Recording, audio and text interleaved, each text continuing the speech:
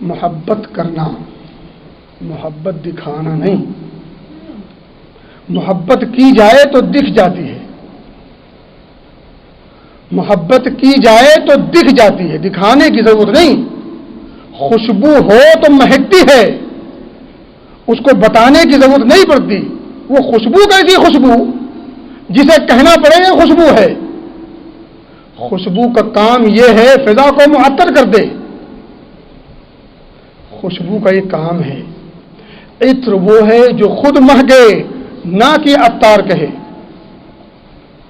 محبت یہ ہے جگ ظاہر ہو،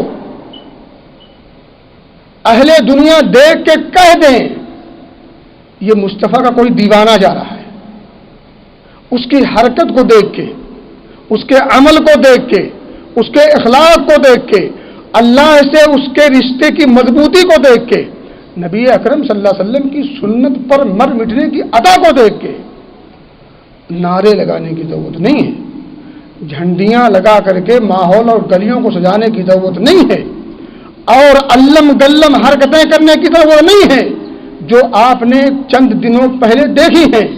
ایسے ایسے آپ نے حرکات بھی کرتے ہوئے لوگوں کو دیکھا ہوگا، دانتوں تلے انگلیاں دبانی پڑی ہوگی، اور آپ کو لا حول ولا قوت الا باللہ پڑھنا پڑا ہوگا، اور آپ نعوذ باللہ کہنے پر مجبور ہوئے ہوں گے یہ سب محبت کے نام پر ہوا ہے، یہ سب آپ کی عقیدت کے نام پر ہوا ہے۔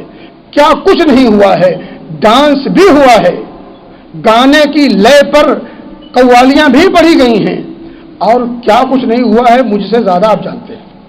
میرے بھائی دوستو، تیسرا حق آپ سے محبت کرنا ہے۔